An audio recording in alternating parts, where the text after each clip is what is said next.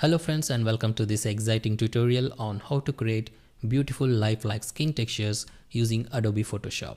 I'm really excited to share this technique with you friends because trust me, by the time we are done this tutorial, you will be an absolute pro at skin editing. So without further ado, let's dive right in. First things first, I have this photo here that I want to retouch.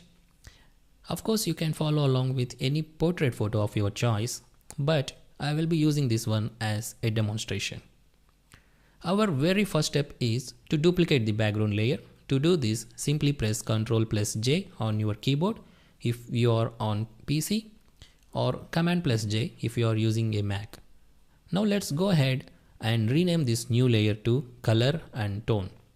It's always good practice to keep our layers organized, and this will help us stay on track as we work through the editing process.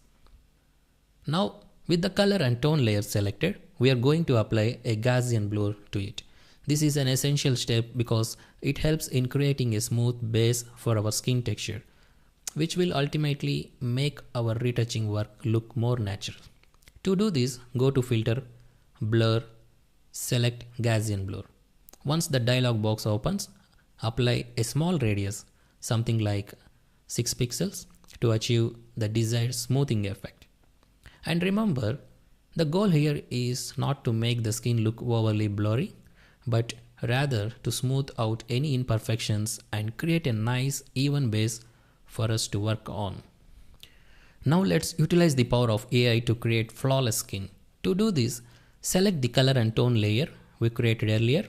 Now open the quick mask options by double clicking on the quick mask icon located at the bottom of the toolbar and select masked areas. After configuring the quick mask options, we are going to enter the quick mask mode. Keep an eye out for the icon at the bottom of the toolbar that looks like a square inside a circle and click on it. You will notice that the color and tone layer may become red, indicating that you are now in quick mask mode.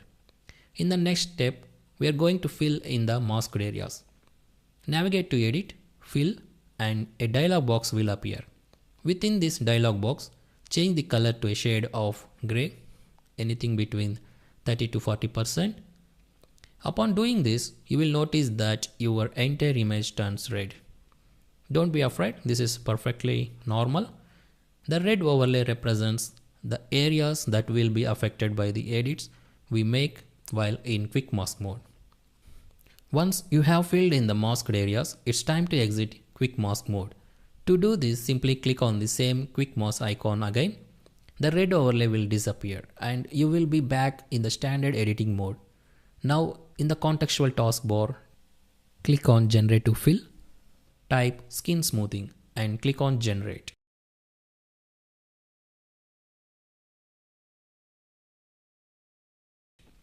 You will be presented with several options generated by Photoshop's AI.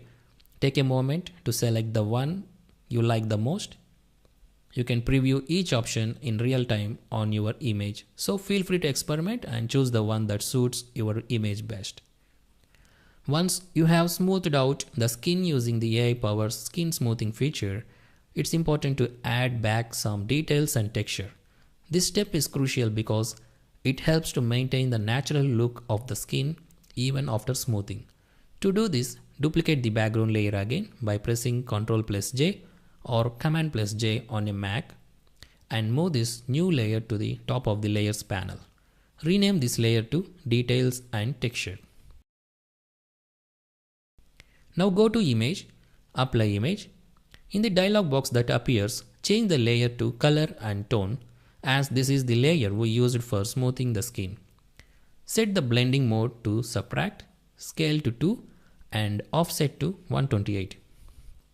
If you are working with a 16-bit photo, you will need to make some adjustments. Change the blending mode to Add, set the scale to 2 and the offset to 0. Additionally, check the invert option. Since my photo is 8-bit, I will stick to the previous settings. Once you have made the necessary adjustments, click OK. Now that we have added back some details and texture to the skin, the next step is to desaturate the layer. To do this, navigate to Image, Adjustments and select Desaturate. This will remove the color from the details and texture layer, leaving us with just the details and texture information. After desaturating the layer, change the blending mode of the details and texture layer to linear light. This blending mode is particularly useful when working with texture and details layer, as it helps to enhance the details without affecting the overall color balance of the image. As an optional step, you can take the brush tool and paint with black to hide the newly generated content from specific areas like hair, eyes, and lips. To do this, make sure you have selected the skin smoothing layer mask and then set your brush color to black. Paint over the areas where you want to hide the effect. This is useful if you find that certain areas of the skin look too textured, or if you want to soften specific areas further. It gives you more control over the final look of your retouched skin, allowing you to tailor the effect to your liking. And there you have it, my dear friends. Take a moment to compare the before and after, and you will be amazed by the stunning transformation. You have successfully turned an ordinary photo into a professional looking portrait with smooth, detailed skin texture that truly stands out. Here is the quick recap how to create lifelike skin textures in Adobe Photoshop. First, duplicate the background layer, Ctrl+J on PC or Command+J on Mac, and rename it Color and Tone. With the color and tone layer selected, apply a Gaussian blur with a radius of around 6 pixels. Now select the color and tone layer, then enter Quick Mask mode by clicking the icon at the bottom of the toolbar. Fill in the masked areas with a gray shade 30 to 40%. Exit Quick Mask mode, type Skin Smoothing in the contextual taskbar and click Generate. Now select your preferred option. Now duplicate the background layer and move it to the top. Now go to Image, Apply Image, and adjust settings accordingly. Desaturate the details and texture layer and change its blending mode to linear light. Optionally, use the brush tool to paint with black to hide the effect in specific areas.